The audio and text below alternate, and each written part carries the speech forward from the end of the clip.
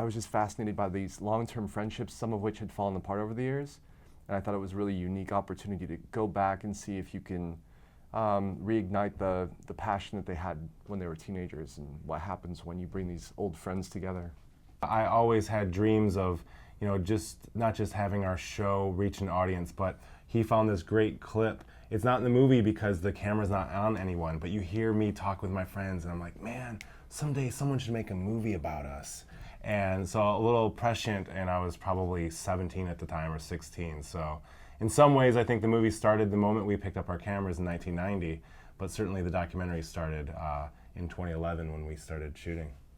I was very excited to be part of something there was so much passion surrounding and so much excitement as a regular day-to-day 9-to-5 guy. We all have dreams about what we want to do with our life, and for most people, they don't end up working out exactly the way you imagine them. So the opportunity to see these people kind of getting back together and getting in touch with the dreams they had as teenagers was one of the things that drew me to the film, and I think one of the things that resonates with every generation. It's amazing the number of the ensemble cast that existed in the original television series.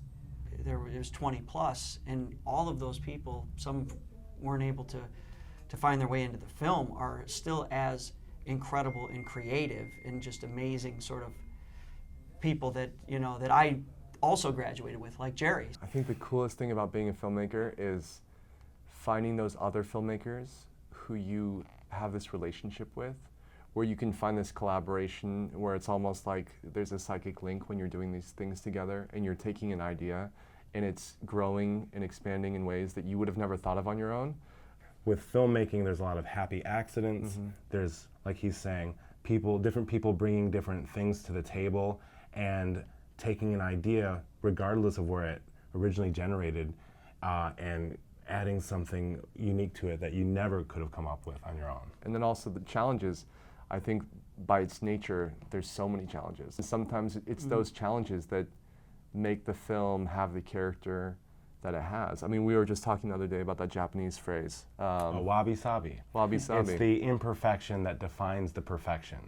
And it's, if they're making pottery, these are master potters and applying the lacquer. And if they wanted, it could be, perfect to a, molecule. But they make sure to, at the end, let a drip come down.